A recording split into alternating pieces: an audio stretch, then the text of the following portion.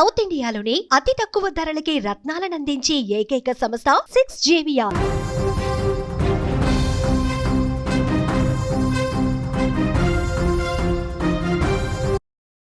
నేపాల్లో సృష్టించిన ప్రళయము ఇప్పుడు ప్రపంచ దేశాలను కూడా వణికిస్తుంది. అసలు నేపాల్లో ఉన్నట్టుండి ఇంత భారీ స్థాయిలో వరద ఎలా వచ్చింది? ఏదైనా రిజర్వాయర్ కూలిపోయిందా? లేకుంటే ఏం జరిగిందనేటువంటి ప్రశ్నలు ప్రతి ఒక్క మెదల్లో తొలుస్తున్నాయి. వందల కొద్ది గల్లంతైనటువంటి ఈ భీకరమైనటువంటి ప్రళయాన్ని చూసి ప్రపంచ దేశాలు కూడా ఆశ్చర్యపడుతున్నటువంటి పరిస్థితి. అసలు ఏం జరిగింది? ఈ ప్రకృతి ప్రళయం వెనుకున్నటువంటి కారణాలేంటి? ఇది దేనికి సంకేతం? అసలు ఎందుకు ఇంత భారీ ఎత్తున అక్కడ వరదలు సంభవించాయి? క్షణాల్లోనే 30-40 మీటర్ల హైట్ వరకు ఆ ప్రళయం అనేది ఎలా వచ్చిందనేటువంటి సందేహాలు వ్యక్తమవుతున్న సందర్భంలో తాజాగా నేపాల్ వరదలకు సంబంధించినటువంటి సంచలన విషయాలని అమెరికా భూగర్భ సర్వే సంస్థ ఇప్పుడు యుఎస్జిఎస్ స్పష్టం చేసింది. తొలుత ఇది భూకంపంగా నమోదైన ప్రకంపనల వెనుక భారీ హిమానదం కూలిపోవడమే కారణమంటూ కూడా వెల్లడించింది. మంచు రాళ్లతో కూడినటువంటి భారీ కొండ చర్యలు విరిగిపడడంతో లేండే నదిలో విపరీతమైనటువంటి వరద పోటెత్తిందని తెలిపింది.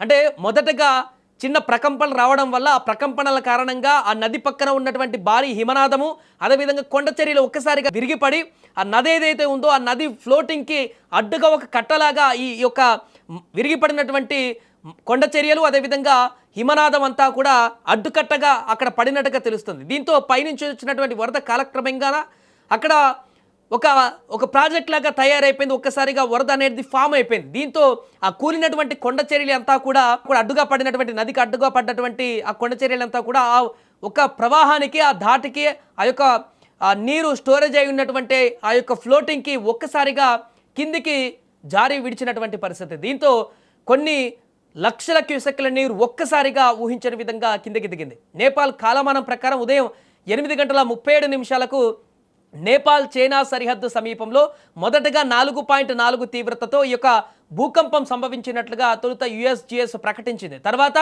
ఉపగ్రహ చిత్రాలను పరిశీలించి అసలు విషయం వెల్లడించింది. అక్కడ ఎలాంటి భూకంపం సంభవించలేదని స్పష్టం చేసింది. ప్లానెట్ ల్యాబ్స్ ఉపగ్రహ చిత్రాల ప్రాథమిక పరిశీలనలో లేండే నది పరివాహక ప్రాంతంలో భారీ హిమనాదం కూలినట్టుగా తేలింది. మంచురాళ్ళు మట్టితో కూడినటువంటి ప్రవాహం ఒక్కసారిగా కిందకు దూసుకువచ్చింది.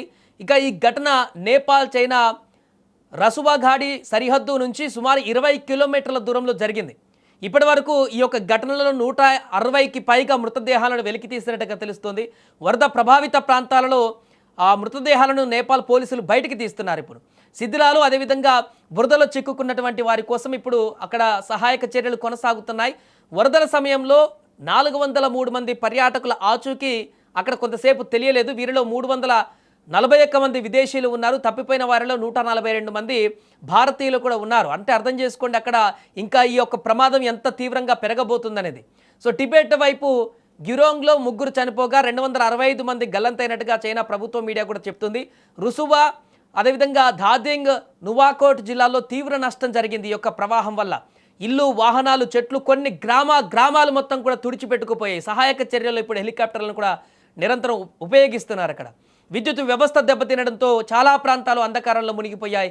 గల్లంతైన వారి కోసం ఇప్పుడు అక్కడ వివరాలను ప్రజలు నుంచి సేకరిస్తున్నారు. నేపాల్ సైనిక కేంద్రాల వద్ద ప్రజలందరూ అక్కడికి చేరి మా సో అండ్ సో పర్సన్ కనిపించట్లేదంటూ కూడా వాళ్ళ వివరాలను అక్కడ ఇస్తున్నారు. బాధితుల కోసం అన్ని ప్రభుత్వ వనరులను కూడా వినియోగిస్తున్నామని నేపాల్ ప్రధాని బాలేంద్ర షా కూడా ఇప్పటికే ప్రకటించారు. ఏదేమైనా కూడా ఈ ఊహించనిగా వచ్చినటువంటి వరదల ప్రవాహం వెనుక ఉన్నటువంటి కారణాలు ఏంటనేటివి ఇప్పుడు అమెరికా సంస్థ క్లియర్ చేసిన దాని ప్రకారం చూస్తే ఖచ్చితంగా మొదటి ఇది భూ ప్రకంపనలు రావడం వల్ల జరిగినటువంటి ప్రమాదం అనుకున్నారు. కానీ ఖచ్చితంగా కొండ చర్యలు హిమనాదం భారీ హిమనాదం అనేది ఒక్కసారిగా అక్కడ కూలిపోవడము అది నదిలో పడడం ఆ నదిలో పడిన తర్వాత ఒక కట్టలాగా అది మారి పైనుంచి వచ్చినటువంటి వరదంతా కూడా అక్కడ స్టోరేజ్ అయ్యి ఒక్కసారిగా అక్కడ కట్టలాగా పడినటువంటి కొండ చర్యలన్నీ కూడా ఒక్కసారిగా కొలాప్స్ అవ్వడం ఇదంతా కూడా క్షణాల వ్యవధిలో కిందికి ఆ వరద అంతా కూడా ఇన్ని మీటర్ల హైట్ ఎందుకు వచ్చిందంటే కారణం అది. అంటే ఒక తాత్కాలిక రిజర్వాయర్ అక్కడ ఏర్పడింది కొండ చర్యల కారణంగా.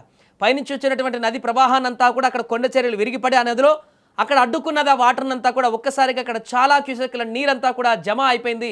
దీంతో అది ఆ విరిగిపడిన కొండ చర్యలను తోసుకుంటూ ఒక్కసారిగా ఉవ్వెత్తున దూసుకురావడంతో ఒక ప్రళయ మృదంగాన్ని వినిపించినటువంటి పరిస్థితి. ఈ యొక్క దారుణమైనటువంటి ఘటన ఇప్పుడు ప్రపంచ దేశాలన్నింటినీ కూడా వణికిస్తున్నటువంటి పరిస్థితి. రాబోయే రోజులలో జరగబోయేటువంటి ప్రకృతి విధ్వంసానికి, ప్రకృతి ప్రళయానికి ఒక సంకేతంగా భావిస్తున్నటువంటి ఈ యొక్క దృశ్యాలందరినీ కూడా కలవరపెడుతున్నాయి.